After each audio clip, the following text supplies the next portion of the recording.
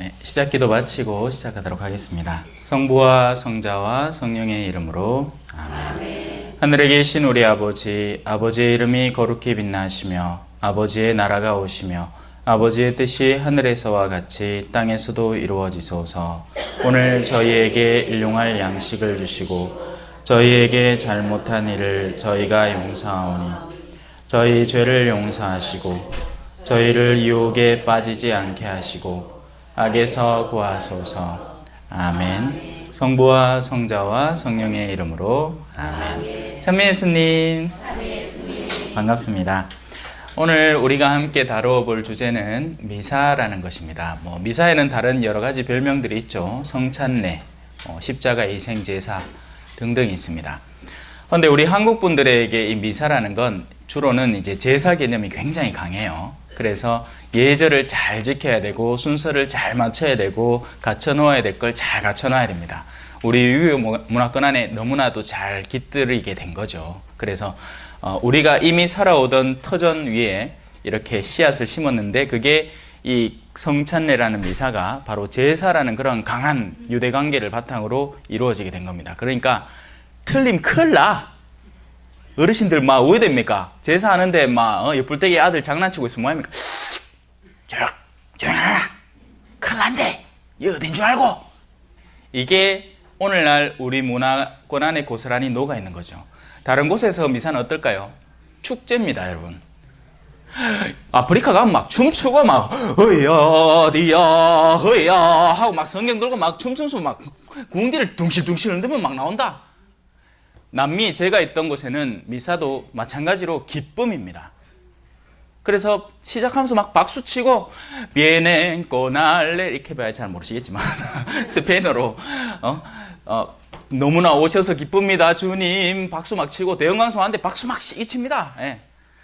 그런데 우리는 안 그렇죠. 요새 젊은 사람들이 지와 뭐 하는데 눈치 살살 봐가면 이래 해도 되나 싶고 드럼 치도 되나 싶고 난리가 나죠. 자, 그래서 원래 본질을 회복하는 게 중요합니다. 안 그러면 어느 껍데기에 사로잡힌 나머지 그 껍데기를 소중히 여긴다고 본질을 상실하게 돼요. 예수님이 아이들에 대해서 뭐라고 했습니까? 아이들이 나에게 오는 것을 막아라 했죠. 막아가 저 뒤에 가다 놓고 유리관에 딱 넣어가 절대 나오지 못하게 하라 했죠. 아닙니다. 우리 잘 알고 있죠. 어린이들이 나에게 오는 것을 막지 마라 했습니다. 왜요? 어린이들의 내면 안에는 악이 없고 그들이 저지르는 것은 미흡함이며 순진함이기 때문이죠. 그래서 예수님은 그런 미흡함과 순진함은 얼마든지 감싸 안아줄 수 있다는 것입니다. 그런데 우리는 안 그렇죠. 우리는 조금의 미흡함이나 조금의 흐름을 깨는 어떤 요소가 존재를 하면 당장 눈총부터 줍니다. 저기요, 지금 여 뭐 하는 줄 알고? 저 몇 년 됐겠노? 저 세례받은 지 몇 년 됐겠노? 아이고 뭐 하는 기나 있나? 이런 교만함이 그 안에 잔뜩 작용하고 있는 것이죠. 원래 미사는요, 뭘까요?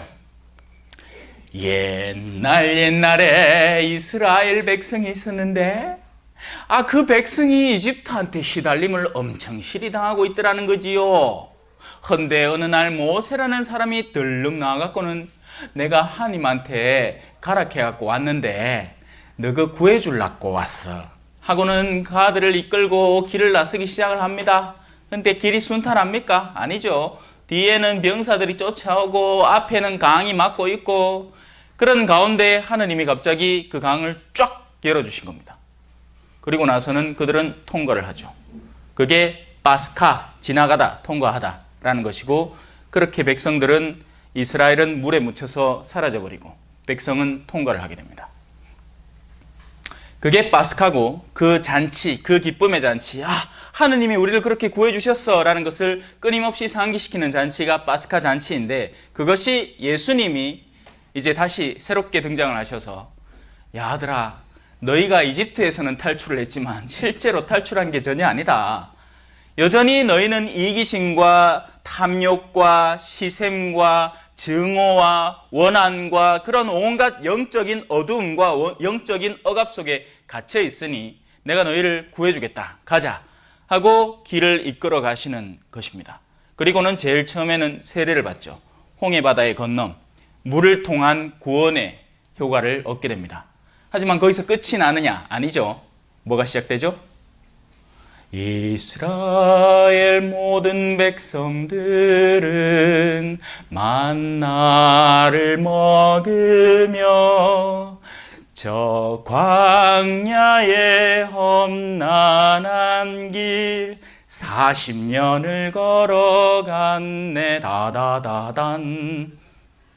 우리는 그렇게 광야의 여정이 시작되고 그 광야의 여정 안에서는 반드시 먹을 것이 필요하겠죠. 맹탕 사막에서 뭘 심을 수가 있습니까? 아니면 맨날 동물들을 데리고 다니는데 그 아들이 무슨 교배를 해갖고 새끼를 낳을 수가 있겠나? 제대로 젖이나 짜먹겠습니까? 필요한 건 주님의 전적인 은총 안에서 그것이 이루어진다는 것입니다. 바로 그 광야의 여정 가운데 우리를 먹여 살리는 것, 그리고 우리가 지나온 파스카를 상기시켜주는 음식, 그것이 바로 성찬례이고 그 성찬례는 기쁨이어야 된다는 것이죠. 감사이어야 된다는 겁니다. 그래서 제가 전례 때 배운 건 두 가지밖에 없었어요. 기쁨에 그리고 감사에. 그런데 우리는 격식에 원칙에 초 몇 개 넣는가 갖고 되게 싸우고 앉았다. 수임하고 전례 제대회장하고 막 오늘 무슨 날입니다. 언제 오늘 이 날이야. 언제요 이래.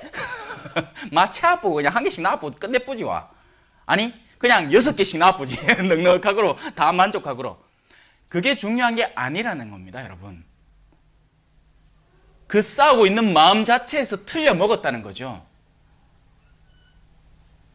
물론 초를 아무렇게 노려난 얘기가 아니라 그걸 진행을 해나가면서 우리 마음이 어떤가를 올바로 봐야 한다는 것입니다.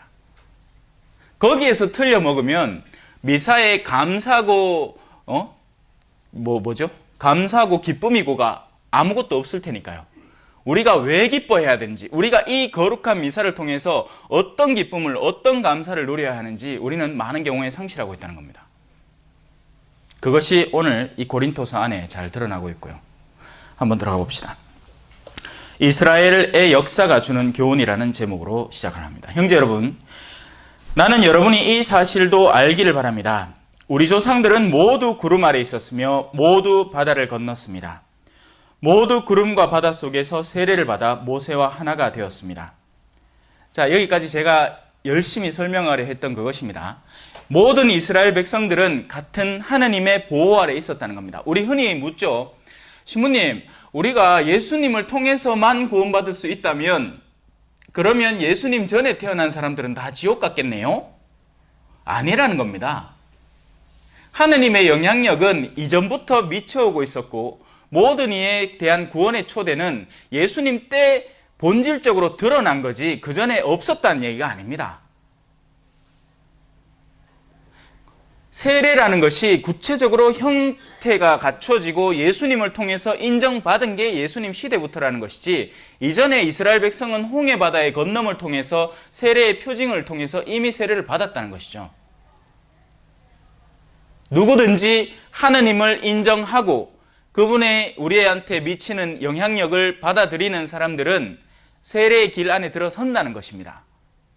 자, 누가 세례 받은 사람이죠? A. 이 사람은 어제 세례 받았어. 오늘 근데 집에 와서 막 짜증이 난다. 마누라한테 막 쌍욕을 하고 막 자식들 막 후드로 패고 막 아이고 세례 잘 받았다, 그죠? 아이고 세례 되게 잘 받았다. 그런데 B라는 사람은 아직 세례 못 받았어요. 준비하고 있어. 그럼 비신자죠. 예비자입니다. 그죠?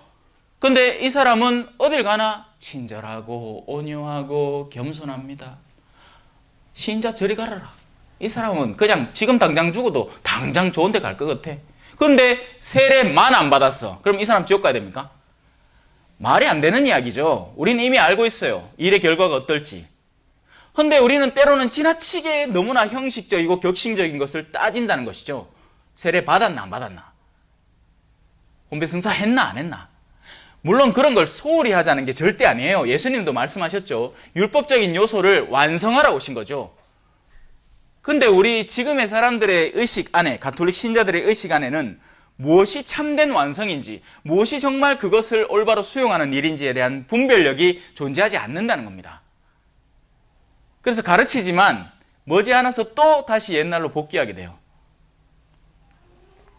신부님이 그래도 공복제는 지켜야 되는 거 아닙니까? 이런 질문들 끊임없이 쏟아져 나올 겁니다. 예. 자, 일단 진도를 조금만 더 나가 볼게요. 자, 모두 똑같은 영적 양식을 먹고 모두 똑같은 영적 음료를 마셨습니다.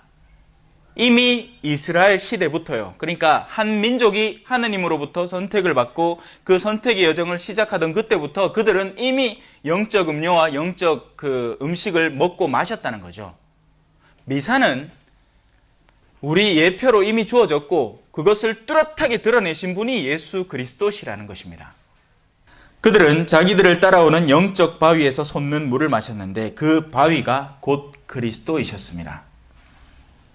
그러나 하느님께서는 안타깝게도, 자, 여기서 이제 본질적인 문제가 드러납니다. 그들 대부분이 마음에 들지 않으셨습니다. 이 말을 오늘날 그대로 차용해 볼까요? 수많은 사람들이 미사에 나오고 몸을 모시고 성체와 성혈 대축일날 같은 때에는 피까지 같이 모십니다. 하지만 안타깝게도 그들 대부분이 하느님의 마음에 들지 않으셨습니다. 왜? 내가 안 한 게 뭐 있노? 뭘 했을까요? 꼬박꼬박 묵주기도 바치고 세례 받았지, 견진 받았지, 혼배 성사 했지, 판공 보고 있지, 꼬박꼬박 다 했는데 와 하느님의 마음에 안 들란고 같이 한번 알아봅시다. 사실을 그들은 광야에서 죽어 널브러졌습니다. 그 힘겨운 여정 가운데에서 그 광야에서 하느님의 은총을 꾸준히 받는 만나를 통해서 자신의 생명을 유지해 왔음에도 결정적인 순간에 다 죽어 널브러져 버린 겁니다. 왜 그럴까요? 이 일들은 우리를 위한 본보기로 일어났습니다. 그들이 악을 탐냈던 것처럼 우리는 악을 탐내지 말라는 것입니다. 성당을 다닌다고 해서 그 순간 다 순수해지고 깨끗해집니까? 아니에요. 다만 여정을 시작한 거죠. 선이라는 길이 존재를 한다는 걸 발견한 겁니다. 이제사. 그리고 여전히 자신에게는 악을 향한 길이 존재를 하고 어쩌면 악에 물들어 있을 수도 있습니다. 한 남자가 이렇게 결심할 수 있죠. 네, 오늘부터 술 끊는다. 아, 좋은 결심이에요. 술을 끊는 새로운 삶의 방향성에 대한 인식을 이제야 갖춘 거니까요. 하지만 자신이 10년 동안 마셔온 그 술의 술기운이, 어젯밤에 마신 술기운이 아직도 남아서 알코올 내가 풀풀 나고 있는데 그럼 그건 어떻게 할 겁니까? 그 자신에게 이미 맺어져 있는 친구 관계가 전부 다 술자리로 초대하는 친구 관계인데 그건 어쩔 거예요? 자신이 사는 환경 자체가 앞에 가게만 나가면 냉장고만 열면 술을 쉽게 살 수 있도록 되어 있는데 그건 또 어쩔 겁니까? 그 모든 순간에 그가 받게 될 유혹에 그는 맞서 저항해 나가야 한다는 것이죠. 우리가 선의 길을 발견했다고 해서 선해진 게 아닙니다. 모든 악의 유혹에 저항해서 그것을 단절해 나가고 끊고 그것을 극복해 나가고 선을 습득해 나가야 된다는 거죠. 선도 배워야 되는 거니까요. 여러분, 인내라는 가치에 대해서 학적으로 배울 수 있죠. 하지만 인내를 습득해야 됩니다. 여러분은. 사랑이라는 가치에 대해서 배우지 못한 사람이 누가 있습니까? 사랑은 어디까지 해야 된다? 자기 원수도 사랑해야 된대요. 근데 원수는커녕 지 남편만 봐도 성질을 나는데 남편이 원수로 보이는데 그럼 그 원수는 어떻게 사랑할 겁니까? 그러니 수많은 이들이 광야의 여정 가운데 죽어 널브러져 버립니다. 충실함과 끈기가 없다는 얘기예요. 자, 그래서 이 일들은 우리를 위한 본보기로 일어났고 그들이 악을 탐냈던 것처럼 겉으로는 음식을 먹고 겉으로는 바위에서 솟아나오는 물을 마셨지만 실제로 그 내면 안에는 어둠이 현존했다는 것이죠. 미사에 나오는 여러분의 마음을 늘 살펴야 됩니다. 예수님 분명히 말씀하셨죠. 제단에 예물을 드리려 할 때 너에게 원한 품은 형제 생각나면 어서가 그 형제와 화해를 하고 돌아와서 예물을 바쳐라. 그런데 우리는 화해는커녕 그냥 갖다 바친다는 거예요. 왜? 바쳐야 하는 예식과 격식이 우선이니까, 주변의 시선이 우선이니까, 내가 지금 이 순간 미사에 안 나오면 주변에서 나를 어떻게 쳐다볼까가 우선이니까 그게 겁나고 두려운 거죠. 누가? 하느님이? 아니요, 사람이요. 사람의 시선이요. 그러니 갈수록 그런 행위를 거듭하면서 우리한테는 내성이 생기게 됩니다. 어떤 내성? 하느님에 대한 경외심이 갈수록 저하돼요. 나중에는 아예 하느님을 완전 무시하게 됩니다. 하나님 계시기나 하나? 이렇게 되는 거죠. 왜? 지금까지 계속 무시해 왔는데 아무 일이 없었거든.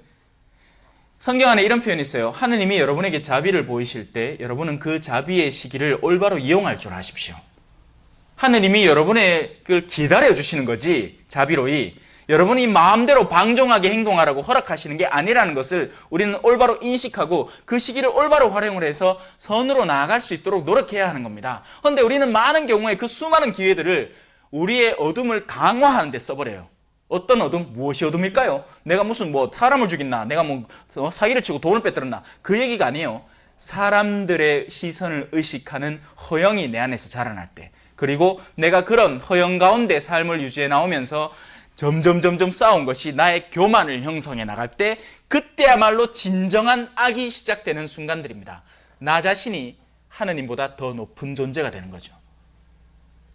성당 안에 그런 사람들이 많아요. 여러분 조금만 눈을 뜨고 바라보면 저 사람이 무엇을 근거로 신앙생활을 하는지가 뚜렷이 드러납니다. 그런 사람들은 아주 작은 시련도 못 견뎌해요. 그러니까 그런 사람들 입은 똑발라. 왜? 예수님 만난 어둠의 영에 사로잡힌 사람들 알죠? 그 사람들이 뭐라 했습니까? 아이고, 하느님의 아들이신 그리스도님, 우리를 멸망시키러 오셨습니까? 오해를 해도 어떻게 그런 오해를 할 수가 있는 거죠? 하느님의 아들이 세상을 멸망시키러 오셨겠습니까? 아니죠. 그분은 구원자. 나는 구원자 예수 너의 사랑이다. 당연히 사랑하러 오셨고 구원하러 오셨죠. 그런데 그들의 눈에는 그 예수 그리스도가 멸망시키러 온 존재로 대두되는 겁니다. 왜? 자신들의 삶이 악하기 때문이죠. 왜냐하면 악은 비단에서 견딜 수 없고, 그래서 빛이 다가오면 악은 자신들이 밀리는 듯한 느낌을 받고 저항되는 듯한, 그러니까 거부되는 듯한 느낌을 받기 때문에 예수 그리스도가, 그 말씀이 우리에게 본질적으로 다가올 때 그에 대한 저항감이 생기고 그를 경멸하고 싫어하게 되는 거예요. 근데 그들의 입은 여전히 생생히 살아있기 때문에 입으로는 얼마든지 아름다운 말들을 뽑아낼 수 있다는 것입니다. 제가 요 며칠간 이제 가정복음화국에서 이런저런 회의를 해요. 입으로야 무슨 얘기를 못합니까? 이렇게 하자, 저렇게 하자, 이런 게 바뀌어야 됩니다, 저런 게 바뀌어야 됩니다. 저는 그걸 바꾸기 위해서 우리는 뭘 해야 됩니까? 를 묻고 싶었습니다. 무엇이 바뀌어야 하며 그것을 바꾸기 위한 우리의 노력은 뭡니까? 왜? 여러분, 세상은 어떻게 바뀔 것 같습니까? 국가가 바뀌면 그 지역 사회가 바뀌고, 지역 사회가 바뀌면 우리 가정이 바뀝니까? 아니잖아요. 오늘 내가 남편하고 시계 싸우는 건 국가가 남북 정상회담을 하든 말든 상관없이 싸우는 거예요. 어디서부터 바꿔야 되죠? 나에게서부터 바뀌어야 됩니다. 변화는 나에게서 일어나는 거예요. 개인들의 회개들이 모여서, 물론 단체나 어떤 거대한 그룹의 변화가 우리한테 영향은 미치죠. 왜? 다 정직하게 살면 내가 거짓말하기 힘든 세상이 되니까. 하지만 더 즉각적이고 빠른 변화는 바로 나 자신으로부터 밖으로 표출되기 시작하는 겁니다. 내가 변화된 삶을 살 때 내 바로 곁에 사람이 영향을 안 받을래야 안 받을 수가 없기 때문이죠. 한 엄마가 변화가 되면 그 남편이 편안해지고 집안에서, 그리고 자녀들이 안락하게 됩니다. 그러면 그 가정은 일치하기 시작하고, 그 가정을 바라보는 지역사회는 어떻게 하면 저 가정은 저렇게 하나 될 수 있지 하고 그 모범을 통해서 배울 수 있게 되겠죠. 그렇게 변화된 사회는 그 주변 사회의 모범스러운 사회가 됩니다. 예로부터 외관이란 동네는 가톨릭 성향이 굉장히 진했어요. 근데 그 진한 가톨릭 성향이 각 개인의 삶에 얼마나 어떤 영향을 미쳤을까요? 거기는 진할 수밖에 없었어. 왜냐하면 수도원이 있었거든. 그 수도원 때문에 밥 벌어먹고 사는 사람이 엄청 많았거든요. 그러니 가톨릭 없이는 장사가 안 돼. 내가 이 동네에서 가톨릭에 대해서 무지한 상태면 인맥이 없어. 다 가톨릭이니까. 그러니 자연스럽게 거기 젖어드는 수밖에 없는 겁니다. 하지만 그 공동체의 집단의 그런 성향 자체가 개개인의 삶을 변화시키느냐? 그건 그때그때 달라요. 그 영향을 받아서 수도자도 성소자도 많이 날 수 있겠지만, 정말 각 가정이 그 가톨릭이라는 그 공동체 안에서 얼마만한 변화의 혜택을 입을 수 있는가? 그건 거의 미미할 거예요. 자, 성경에 백성은 앉아서 먹고 마시며 일어나 흥청거리며 놀았다고 기록되어 있듯이 여러분은 그들 가운데 어떤 자들처럼 우상 숭배자가 되지 마십시오. 같은 피와 같은 몸을 나누어 먹고 마시면서 그 안에서도 흥청거리면서 놀 수 있다는 거예요. 우리가 먹고 마시는 이유는 광야의 여정을 잘 걸어가기 위해서입니다. 먹고 마시고 놀라고 하느님이 그 은총을 베풀어 주시는 게 아니에요. 여러분에게 은총이 베풀어지는 때는 지금 우리가 은총을 받을 때 잘 준비를 해서 정작 우리에게 그 은총이 다가오지 않는 광야의 험난한 길 안에서 준비되어 있으라고 그 은총을 하느님은 허락하십니다. 그런데 사람들은 평화의 때가 시작이 되면 이제 별일 없는갑다. 자, 먹자 마시자가 시작이 돼요. 근데 뭐가 진정한 먹고 마심의 흥청거림일까요? 실제로 그냥 성당 안에서 음식 많이 먹으면 먹고 마시고 흥청거리는 걸까요? 아니에요. 열심히 일한 사람들은 일하는 소의 입에 재갈을 씌우지 마라, 부리망을 씌우지 마라 하는 말이 성경 안에 적혀 있습니다. 일하는 사람은 먹을 자격이 있어요. 문제는 뭐냐? 뭐가 일이냐는 거죠.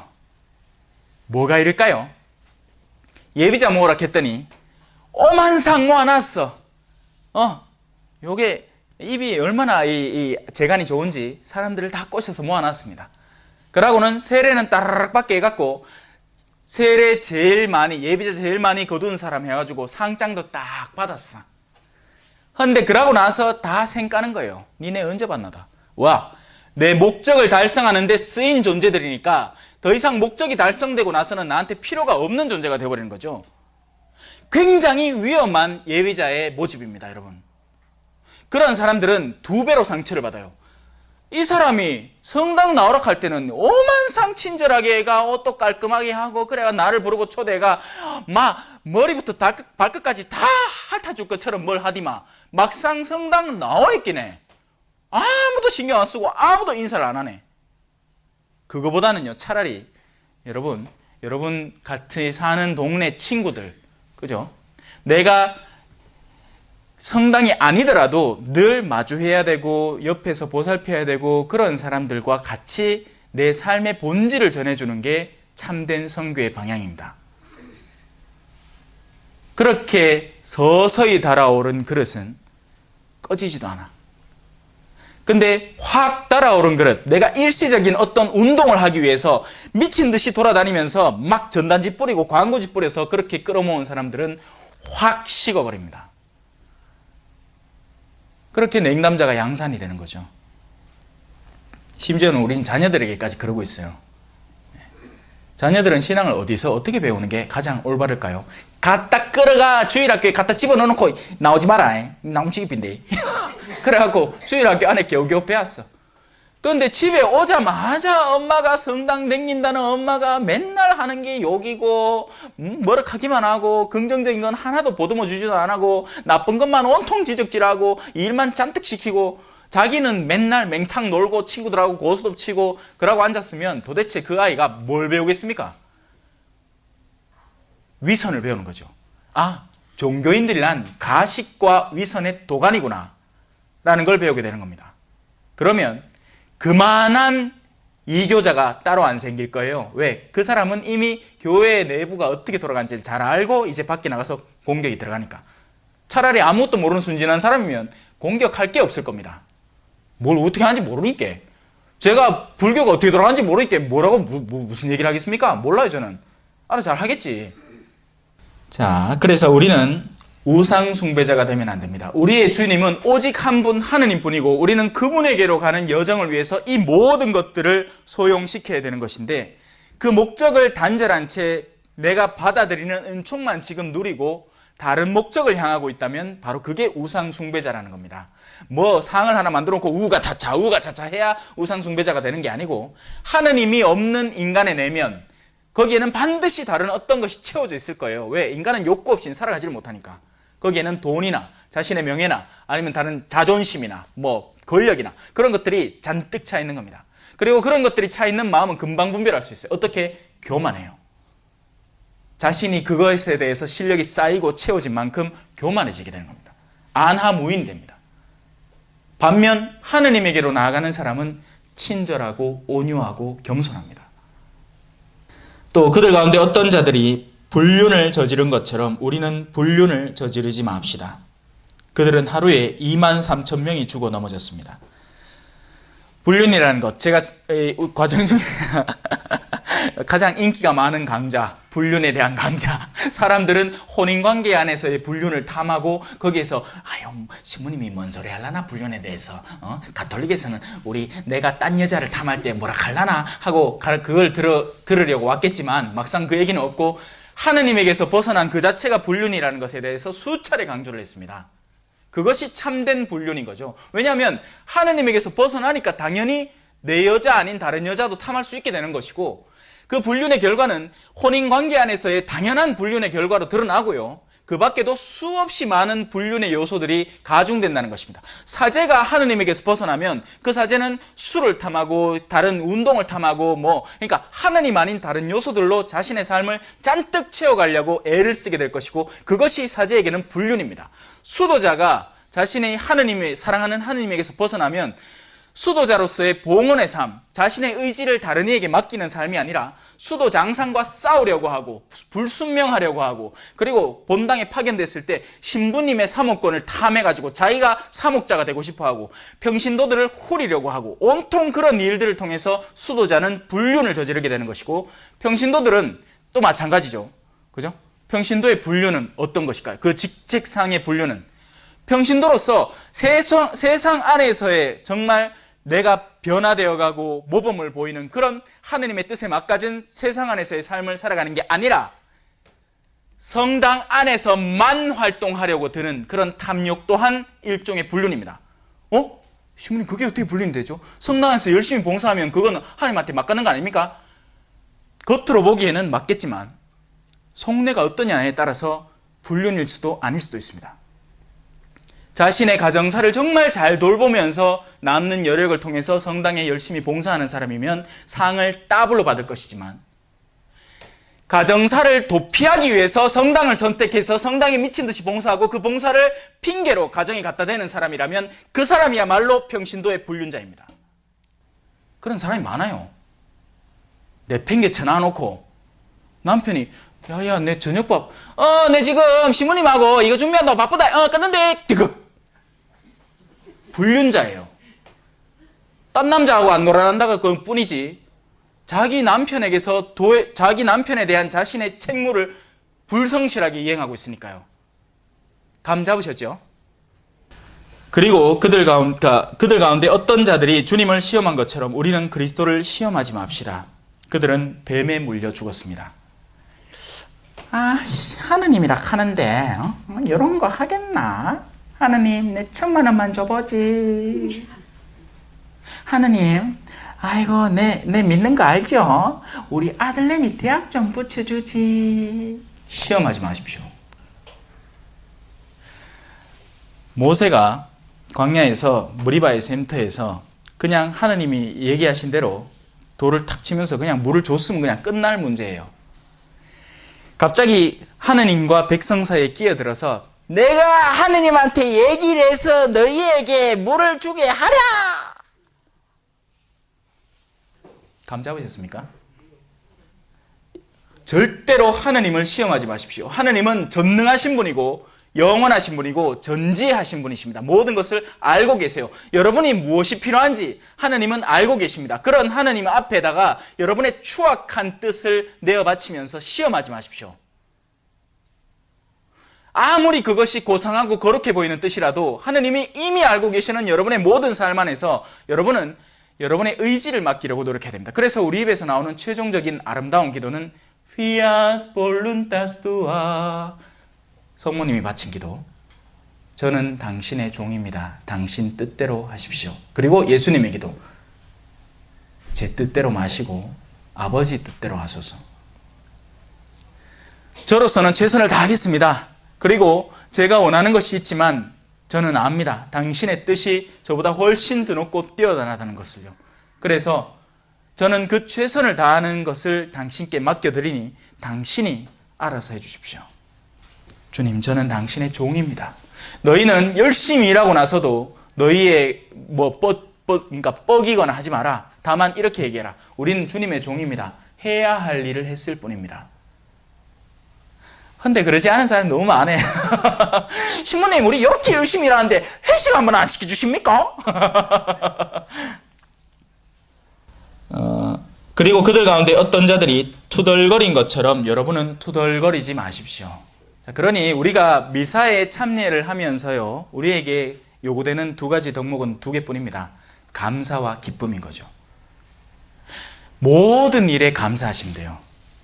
모든 일에. 제가 말하는 모든 일이라는 것은 여러분에게 일어나는 모든 아름다운 일만 뽑아낸 게 아니라 진짜 모든 일 말이에요. 왜냐하면 그 모든 일은 우리가 하느님에게 걸어가는 여정 중에 일어나는 일이라면 모두 유익하기 때문입니다. 우리에게. 그리고 사람이 언제 더 많이 배울까요? 성공했을 때, 실패했을 때. 실패했을 때예요. 그러니 여러분들은 여러분들의 지금 가정 환경과 여러분들의 남편과 여러분들의 가족과 여러분들 안에 일어나는 그 모든 것에 일단 하느님에게 감사를 드리십시오. 물론 그렇다고 해서 그 모든 것이 나한테 득이 되고 유익하다는 게 아니라 그것을 통해서 내가 어떤 것을 극복해낼 여지가 있기 때문에 하나님께는 감사드릴 수 있는 겁니다. 그리고 그 내가 맡은 문제에 대한 해결점을 찾아야죠. 자, 그래서 그들은 투덜거리는 이들은 파괴자의 손에 죽습니다. 우리가 이 곧잘 투덜거리는 사람을 만나잖아요. 여러분, 차라리 그 투덜거리는 시간 동안 건설적인 논의를 하십시오. 투덜거린다는 건 그야말로 그냥 나 힘들어. 나 가정보건마국 차장 너무 힘들어. 이렇게 봐야 무슨 성이라는 겁니까? 그죠? 그 시간에 차라리 내가 가정보건마국 차장을 이왕 맡게 되었으니 그 다음부터 그러면 그 나에게 주어지는 직무를 어떻게 하면 차근차근 해결해 나갈까를 고민하는 시간을 갖는 게 내가 하루 24시간을 소비하는 가운데 더 유익한 시간을 보낸다는 것이죠. 투덜거려 봐야 남는 게 없다는 것이고, 투덜거리는 시간만큼 어둠의 영들은 어떻게 하겠습니까? 자기들끼리 일치를 하고 우리를 공격할 방법을 찾습니다. 특히 투덜거리는 사람은 더 공격하기 쉽죠. 그들 마음 안에 원한을 집어넣고 분노를 집어넣어서 그 투덜거림이 분쟁이 크나큰 다툼으로, 다툼이 전쟁으로 발전시키게 해서 그 공동체를 파괴시킬 수 있으니까요. 악마의 도구가 되지 말라는 것입니다. 그렇게 해서 파괴자의 손에 넘어가지 말라는 것이죠. 투덜거리지 말라는 이야기예요. 감사하고 그리고 방법을 찾으십시오. 이 일들은 본보기로 그들에게 일어난 것인데 세상 종말에 다다른 우리에게 경고가 되라고 기록되었습니다. 성경 안에는 그래서 우리한테 영적으로 유익한 일들이 너무너무 많습니다. 다만 읽을 줄을 몰라요. 성경을 배운다 해갖고 어느 공동체에 가서 뭐 어떻게 가르치나 떡보이긴 해. 전신만신 이스라엘 배경사, 이스라엘 역사, 바빌론 유배 어쩌고 저쩌고 온통 그 얘기뿐이에요. 그런 가운데 도대체 그것과 내 삶이 어떤 연계를 맺을 수 있다는 겁니까? 여러분이 바빌론 유배 역사를 배워가지고 그 바빌론 유배 역사를 통해서 내 유배는 어떡할 건데? 그걸 고민해야 되는데 그렇게 성경은 안 읽고 다들 무슨 학적으로 지식적으로 온통 정보만 채워넣을 것만 배워가지고 더 자신을 교만하게 만들 요소만 잔뜩 채워놓는다는 거죠.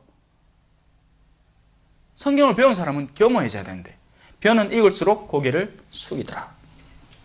그러므로 서 있다고 생각하는 이는 넘어지지 않도록 조심하십시오. 첫째는 말째가 될 것이고 말째는 첫째가 될 겁니다. 오히려 순진한 어르신들, 그죠? 아마 난 성경 모릅니다. 한데 어느 날 성당 떠갖고 특강을 듣더런데 어느 신부님이 가르치는 내용이 성경에 대한 본질적인 내용이에요. 그래서 그 내용을 고스란히 이해해버렸어. 그러면 그 어르신은 주변에 가서 딴 할매 만나면 이렇게 얘기해 줄 수 있습니다.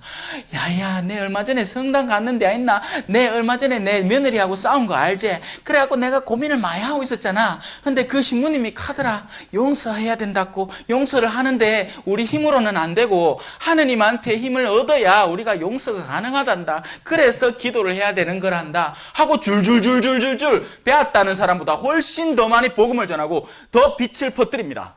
정작 그 배웠다는 사람은 이렇게 얘기해요. 신부님, 내 아직 1년 남았습니다. 뭐? 내 지금 듣고 있는 강좌 마치려면 1년 남았습니다. 성경 공부 아직 내 인자 구약반 들어간데 신약하고 서간 다 끝내야지 그 다음에 뭐라도 할 수 있지 않겠습니까? 그거 다 끝나도 그 사람은 안 할 겁니다. 왜? 지금 안 하기 때문이죠. 그 사람 평생 안 할 거예요. 아무것도 안 할 겁니다. 그 손에 아무런 열매도 없을 거예요. 다른 이가 그의 말을 통해서 구원을 얻거나 하느님께 가까이 다가오는 일이 절대로 일어나지 않을 겁니다. 그럴 의도가 없기 때문이죠. 제가 오늘 글을 하나 적었는데요. 여러분, 만약에 여러분 자녀들이 지금 당장 배를 고파하고 그리고 울음을 터뜨리기 시작했어요. 어쩌겠습니까? 가만히 앉아 기다려라. 아빠 내일 월급 타임게 외단동 뱉기라. 참아라. 아빠 배고파. 참아. 시끄럽다. 닥치라. 그래. 이렇게 얘기 절대로 안 합니다. 안쓰럽고 애가 달아서 뭐라도 밖에 나가서 국어를 하더라도 뭘 얻어와서 아이한테 먹이죠. 문제는 뭘까요? 이게 신앙 안에서는 안 일어난다는 거예요. 왜냐하면 그만한 애다름이 없기 때문이죠. 사람들이 배가 고파 우는데 그걸 먹이는 사람이 없다는 겁니다. 먹이고 싶어 하지도 않고. 그러니 일한 사람은 죽자고 일을 하고 일 안 한 사람은 죽자고 일을 안 해. 그러니 교회가 현상 유지가 되는 거예요. 그냥 만약에 모든 이가 그 애다름을 갖고 사람들에게 복음을 전하기 시작하면 한 사람당 2명씩만 해도 예? 어마어마할 기다 아마. 그러므로 서 있다고 생각하는 이는 넘어지지 않도록 조심하십시오. 자기 스스로 서 있다, 교회 안에 머물러 있다, 나 딴에는 신앙생활 잘하고 있다, 그 사람들은 반드시 넘어지게 될 겁니다. 왜냐하면 자기 다리에 힘이 하나도 없다는 걸 나중에 시련이 다가올 때 발견하게 될 테니까요. 광야의 여정이 시작될 때 알게 될 테니까요. 집이 부유하고 시간 많네. 그래갖고 남는 시간 할 일이 없어가 성당 갑니다. 성당 가고 오만대 때만대 다 간섭하고 극하고는 지가 신앙생활 잘한다고 착각해 왔는 게야. 왜? 시간 많아 넘쳐나 있겠네. 누구 데모든지 다 쓸 수 있고 대녀도 엄청 많고 성당 안에서 활동 오만성 하있겠네. 레지오 천차주의 기보이고 꾸르실도 갔다 오고 뭐도 갔다 오고 다 갔다 왔어. 다 채워져 있어요. 근데 정작 그 사람을 통해서 복음화된 사람은 단 한 명도 없다는 것이죠. 주변에서 다 욕만 하지. 저 자매는 이상한 열심히 한데 왜? 열심하다는 기준이 성당 안에 얼마나 시간을 투자하느냐로 가는 데니까 되게 열심히 한데 막상 만나보면 만날 때마다 내가 기분이 나빠져. 왜 그런지 몰라. 왜 그럴까요? 그 내면이 피폐하고 허황되어 있기 때문입니다. 불쌍한 영혼이죠. 근데 그 영혼에 나중에 사업이 부도가 났어. 남편이 부도가 났어요. 어머야, 그 열심 다 어디 갈까요? 엔가의 성당 나오겠다. 자, 여러분에게 닥친 시련은 인간으로서 이겨내지 못할 시련이 아닙니다. 하느님은 성실하십니다. 그분께서는 여러분에게 능력 이상으로 시련을 겪게 하지 않으십니다. 이 줄에는 밑줄 쫙 꺼놓으십시오.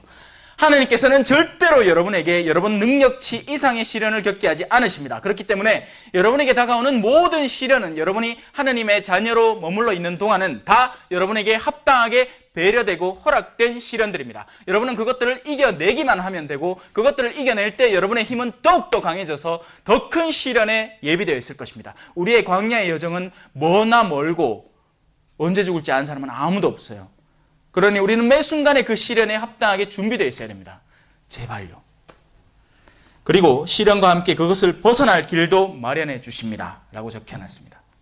하나님은 시련만 허락하시는 게 아니라 하나님 시련을 주지는 않아요. 착각하지 마세요. 자, 이 부분을 잘 이해해야 됩니다. 하나님이 시련을 줬다. 하나님은 낙원을 주고 축복을 주고 은총을 주십니다. 시련은 어디서 예비된 걸까요? 시련은 인간 사이에 생겨난 악의 움직임에서부터 다가오는 게 시련입니다. 세상의 모든 어두움들은 인간이 조장해낸 거예요. 인간의 자유의지가. 하느님은 악을 만들 능력이 없습니다. 하느님은 온전하신 분이에요. 완전하신 분이시죠. 자, 성찬례와 이교제사로 들어가 봅시다. 그러므로 사랑하는 여러분, 제발 우상숭배를 멀리 하십시오. 바로 사도는 끊임없이 부탁을 합니다. 왜냐하면 이 우상숭배라는 건 뼛속 깊이 박혀있는 것이고 가장 마지막 결정의 순간에 하느님을 저버리고 인간적인 요소를 선택하는 것이 우상숭배의 근본이기 때문이죠. 우리는 그런 우상숭배를 자주 접하게 되는 겁니다. 그래서 여러분들에게 끊임없이 충고하는 거죠. 제발 우상숭배를 멀리 하십시오. 하느님을 믿고 그 하느님의 능력을 올바로 끌어안을 줄 아세요. 라는 이야기를 반복하는 겁니다. 나는 여러분을 슬기로운 사람으로 여겨 말합니다. 자, 여러분, 그러면 이 바오로 사도의 말 안에는 많은 것들이 숨어 있어요. 슬기로운 사람에게 해줄 수 있는 말이 있고 어리석은 사람에게 해야 하는 말이 따로 있습니다, 여러분. 그래서 지금 이 여기서부터 시작되는 바로 사도의 말은 슬기로운 사람들에게 해당하는 말입니다. 어리석은 사람에게는 어떤 말이 필요할까요? 어리석은 사람에게는 어리석은 사람의 수준 안에서 그 이야기를 전해줘야 됩니다. 그러니까 보세요.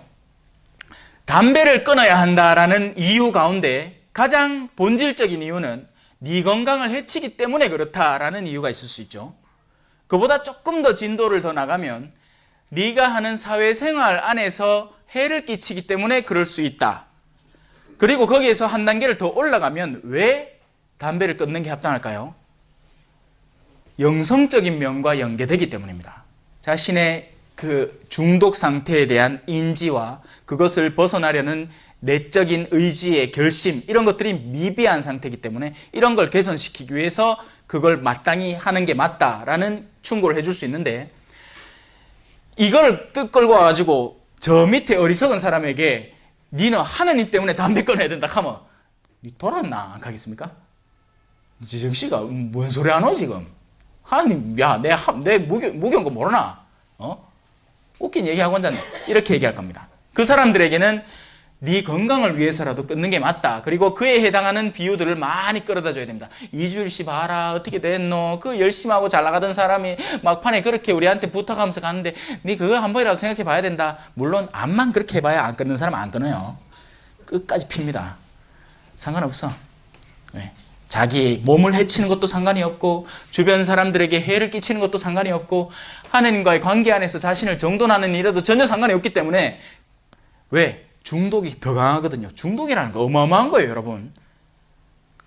여러분도 알게 모르게 중독된 요소들이 많아요. 심지어는 커피도 중독되고요. 인터넷 기사도 중독되고요. 문자도 중독되고요. 우리가 정당하게 합당하게 써야 할 여지를 벗어나기 시작하는 순간부터 거기서부터 모든 중독이 예비가 됩니다. 어르신들 한의원 가는 것도 중독돼요. 줄 쓴다 하더라. 정형외과하고 한의원하고. 옷에 보험이 잘 돼가 어르신들 할 일은 없지. 어깨는 뻐근한데 그거 갖고 한번 두두둑 이거 하고 나면 허리 시원하고 하있긴 한번 가는데 가면 또 한의원 한의사들 잘해주지 하있긴 해. 자식들도 잘 안 해준대, 그죠? 그거 가면 간호사 그래도 오른쪽으로 돌아놓으세요 이래 해주면 아이고 겁네. 우리 아들 찾아오지도 않았는데. 그러니까 어르신들이 그 막 가는 길에 가다 보니 중독돼. 안 가면 안 돼. 이제 성당 미사 마치면 전부 다 근처에 있는 한의원 다 모입니다, 어르신들. 자, 나는 여러분을 슬기로운 사람으로 여겨 이제 말합니다. 내가 하는 말을 스스로 판단하십시오. 잘 들으세요. 우리가 축복하는 그 축복의 잔은 그리스도의 피에 동참하는 것이 아닙니까? 우리가 떼는 빵은 그리스도의 몸에 동참하는 것이 아닙니까? 그러니 그리스도의 피에 동참하고 그리스도의 몸에 동참한다는 개념 자체가 상실된 사람에게는 이 말 자체가 하등의 의미를 갖지 않는다는 거예요. 그런 사람들은 성당에 나오긴 나와, 미사에 나와요. 근데 뭐하고 가느냐? 주변 사람들의 시선만 잔뜩 의식하고 내가 그리스도의 몸과 피에 동참한다는 의식 전혀 없기 때문에 내가 어떤 상태에 있든지 가서 그냥 일단 한 개 묻고 나옵니다. 그래야 아이고 덜 쪽팔린다 하고 자리에 앉는 거예요. 가식과 위선으로 똘똘 뭉쳐서 낮은 위치에서 그리스도의 몸과 피를 아주 천박하게 대하기 때문에 그에 상하는 책임을 지게 될 겁니다. 빵이 하나이므로 우리는 여럿이라도 한 몸입니다. 자, 갈수록 이 신학이, 바로의 그리스도의 몸의 신학이 가중됩니다. 여러분, 우리는 한 몸이에요. 우리 모두가 한 몸이라는 거예요. 그리스도를 머리로 한 몸이라는 거죠. 근데 이걸 올바로 이해한 사람이 없습니다. 다 지가족, 또 지가족 안에서도 뿔뿔이 흩어져서 내가 잘 되면 돼. 내가 셋백 하나만 삼아. 내 아들내미가 뭐 진짜 필요한 게 있어서 사고 싶은데 그 돈이 없어도 엄마 이거 먼저 하고 어디 쪼매난 게 조용히 안 하나? 그렇게 할 수 있다는 거죠. 왜냐하면 우리는 같은 몸이 아니기 때문이에요. 너의 고통은, 너의 피로 따위는 나하고는 아무 상관없고 나의 쾌락이 너의 피로보다 더 중요하다는 게 결론이니까요. 이게 우리나라 안에 퍼져 있습니다. 우리나라 사람들은요, 휴대폰이 다 있어요. 우리나라는요, 인프라가 너무 잘 구축되어 있어서 지하철도 있고 지상철도 있고 버스도 잘 댕기고 택시도 다 댕겨요. 헌데도 필요한 게 너무 많아. 그러니 다른 데 눈을 돌릴 여지가 없습니다. 우리나라는요, 지 자식만 가지려고 해요. 아이를 입양한다는 건요, 사회 통념상에 이미 글러먹은 이야기가 돼버리는 겁니다. 왜? 이 어린이와 같은 영혼을 하나 내 이름으로 보호하는 사람은 엄청난 상급이 예비되어 있는데, 하지만 우리는 그 정도 신앙에 다다르기엔 너무나도 멀었다는 거죠. 우린 지금 초 몇 개 넣는 것 같고 따지고 있는 겁니다. 왜? 네가 더 똑똑하나 내가 더 똑똑하나에 대한 결론이기 때문이죠. 어만상 그런 걸로 싸우고 있어요. 성당 안에서. 말도 안 되는, 싸울 이유도 없는, 너희는 설전을 벌이지 말라라고 바로 사도는 끊임없이 우리한테 얘기했는데, 우리는 바로 그 설전을 벌이고 있는 거죠. 자, 그러니 이 슬기로운 사람들의 이야기로 좀 더 들어가 볼까요? 저 이스라엘 백성을 보십시오. 희생제물을 먹는 이들은 모두 제단에 동참하는 이들이 아닙니까? 지금 제가 읽는 이 말들은 사실은 굉장히 수준 높은 말들이고, 여러분의 내면 안에 이 그리스도의 몸의 신학이 여러분 것이 되었을 때 올바로 이해될 수 있는 것들입니다. 희생제물을 먹는 이들은 제단에 동참하는 이들이에요. 무슨 말일까요? 희생제물을 먹는 이들은 그 희생제물이 걸어간 운명의 길, 그 결과물을 자신도 겪게 된다는 것이죠. 여러분이 예수님의 몸을 먹는 이유가 뭐예요? 지금 여기 벗겨놨는데 십자가에 동참하기 위해서입니다. 여러분 편하게 살라는 게 아니라, 자, 여러분 예수 그리스도의 몸 먹었으니까 은총 많이 빵빵하게 받으시고 그 은총 전부 다 돈으로 받으세요. 이게 아니고, 여러분들이 예수 그리스도의 몸을 나누어 먹었으니 그분의 몸의 지체의 일부가 되어서 이 타락한 세상에 거슬러, 그 흐름에 거슬러 세상 모든 사람의 미움을 예비하는 그런 신앙인으로서 열심히 살아가십시오 라는 이야기를 우리에게 전해주고 있는 거죠. 암묵적으로. 그러니 내가 말하려는 것이 무엇이겠습니까? 우상에게 바쳤던 제물이 무엇이라도 된다는 말입니까? 우상이 무엇이라도 된다는 말입니까? 아닙니다. 사람들이 바치는 제물은 하느님이 아니라 마귀들에게 바치는 것이라는 말입니다. 나는 여러분이 마귀들과 상종하는 자가 되지 않기를 바랍니다. 여러분이 주님의 잔도 마시고 마귀들의 잔도 마실 수는 없습니다. 여러분이 주님의 식탁에도 참여하고 마귀들의 식탁에도 참여할 수는 없습니다. 우리가 주님을 질투하시게 하려는 것입니까? 우리가 주님보다 강하다는 말입니까? 지금 제가 읽는 말들 잘 이해가 안 될 거예요. 무슨 말인지. 미사에 오는데 하느님을 향해서 정말 하느님을 향한 거룩한 제사를 드리러 오는 이들, 그리고 미사에 오는데 그 미사 가운데 자기 자신을 섬기기 위해서 오는 이들. 내가 이 동네 뭔 장인데 오늘도 성당 가면 사람들이 인사를 잘 해주겠지. 우상 숭배로 미사에 오는 겁니다. 두 여인이 같은 자리에서 맷돌을 돌리고 있을 때 한 여인은 데려가고 한 명은 남겨지게 될 것이다. 미사 안에서도 똑같은 일이 벌어지게 될 거예요. 자, 그래서 그 다음 무슨 일이나 하느님의 영광을 위하여가 바로 바오로 사도의 최종 결론인 거죠. 모든 것이 허용된다 하지만 모든 것이 유익하지는 않습니다. 그러니 우리는 우리에게 유익한 모든 것을 할 수 있도록 최대한 노력해야 됩니다. 그런데 무엇이 우리에게 유익하고 무엇이 우리에게 유익하지 않은가에 대한 관념 자체가 달라진다는 것이죠. 우상 숭배자들에게는 자신의 명성이 더 높아지면 그게 유익한 일이고, 하느님을 숭배하는, 하느님을 올바로 섬기는 사람들에게는 하느님에게 영광이 더해지면 자신이 어떤 일을 당해도 그게 유익한 일입니다. 하느님의 영광이 더해진다면 내가 십자가에 못 박혀도 그건 유익한 일이에요. 하지만 우상 숭배자들에게는 자신에게 조금만 해나 명성의 침해가 일어나면 그건 유익한 일이 아니게 되는 거죠. 그러니 십자가를 피하고 싶은 거예요. 성당에서 봉사자라는 이름으로 일은 하는데 정작 봉사는 안 해. 그럼 뭐 언제 봉사하는데? 신부님이 옆불떼기에 와갖고 수고한다 하고 박수 쳐줄 때만 일하는 사람들. 뭐 아니면 신부님이 아니더라도 주변 봉사자들이 와서 어머야 진짜 고생하네 라고 우쭈쭈 해줘야 봉사하는 사람들.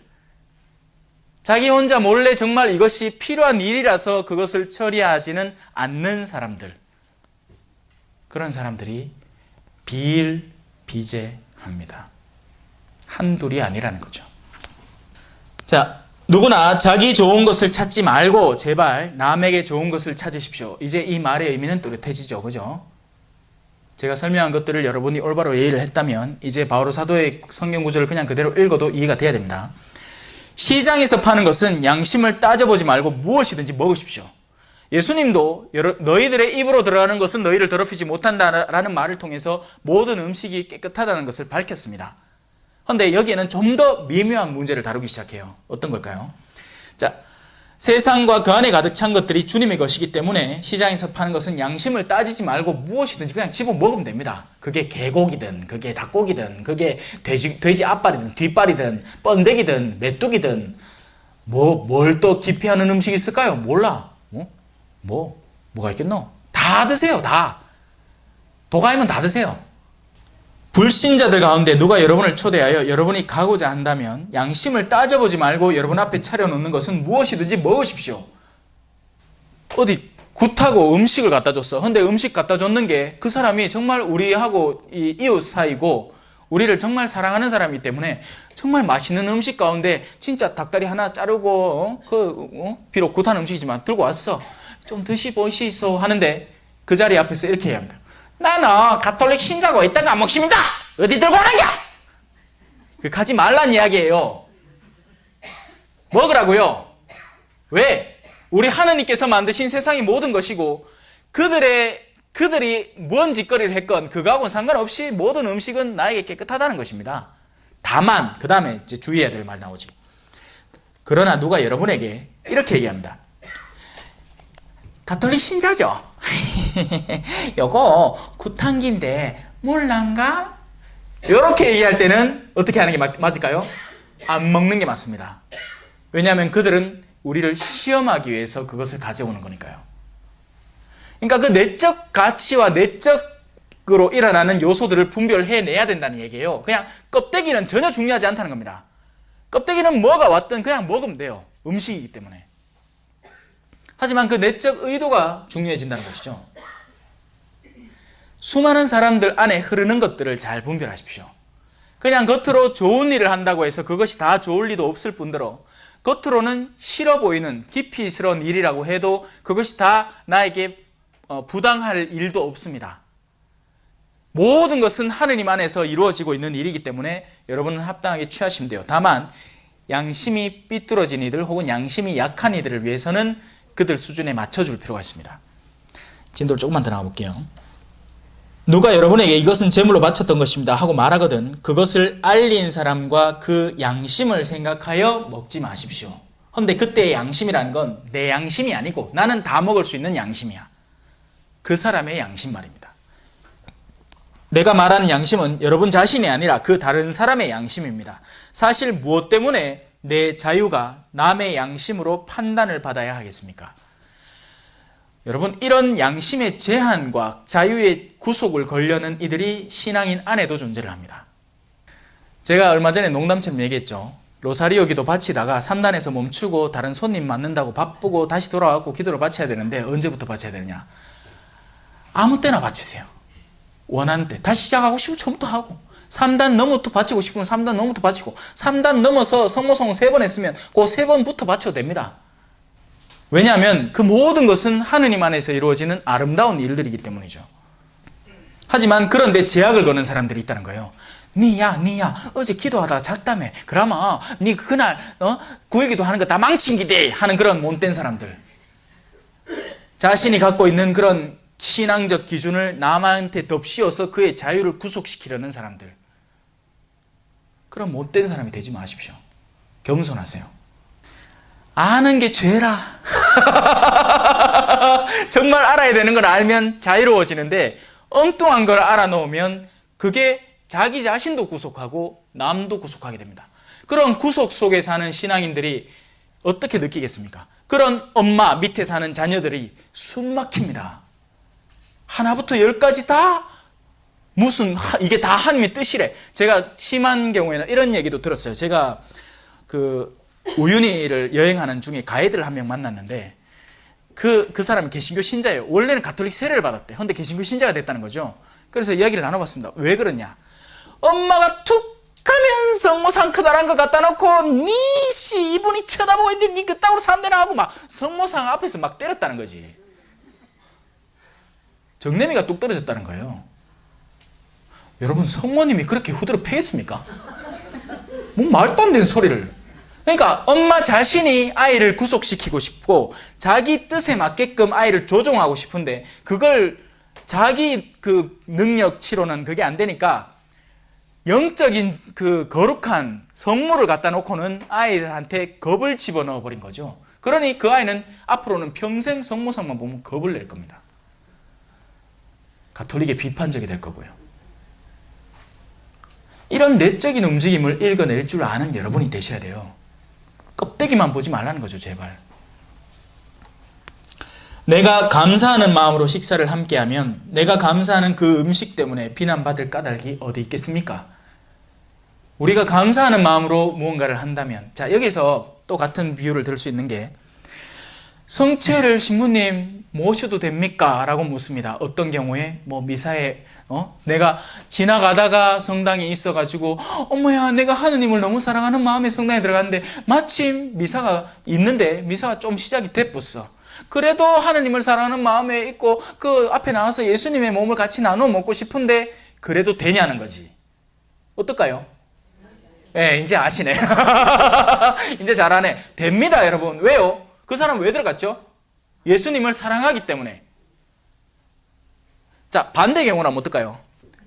집 3분 가면 성당인데 갤러 터져가지고 오늘 TV 재밌는 거 하는 거 없나? 뒹구릉 하다가 시간 다 됐다 하고 막 머리 감는데 머리가 까치집 돼 있으니까 머리를 감고 막 극한 시간 통에 30초 늦었어. 그 사람은 미사를 늦은 겁니다. 이 감각이 없어요, 우리가 잘. 아직도. 그래서 비난하지 말아야 될 사람을 비난을 하고 비난받아야 마땅한 건 도로 칭찬하고 앉았어. 그러므로 여러분은 먹든지 마시든지 그리고 무슨 일을 하든지 모든 것을 하느님의 영광을 위하여 하십시오. 유다인에게도 그리스도인에게도 하느님의 교회에도 방해를 놓는 자가 되지 마십시오. 무슨 일을 하든 모든 사람을 기쁘게 하려고 애쓰는 나처럼 하십시오. 나는 많은 사람이 구원을 받을 수 있도록 내가 아니라 그들에게 유익한 것을 찾습니다. 하지만 그들을 기쁘게 하려고 노력하고 그들에게 유익한 것을 찾는다고 해서 그들이 나를 사랑하리라고는 기대하지 마십시오. 오히려 반대입니다. 여러분, 자녀가 어떤 악습에 빠져 있을 때 그 자녀를 고쳐주는 엄마는 자녀에게 유익한 일을 하는 거죠. 하지만 그 악습에 빠져 있는 자녀가 엄마를 사랑하겠습니까? 아니죠. 나 게임 한다니까? 아니, 그만해. 이제 충분히 했잖아. 안 해! 계속 할 거야! 엄마 싫어! 오늘 강좌는 여기까지. 성부와 성자와 성령의 이름으로 아멘. 영광이 성부와 성자와 성령께 처음과 같이 이제와 항상 영원히 아멘. 성부와 성자와 성령의 이름으로 아멘. 감사합니다.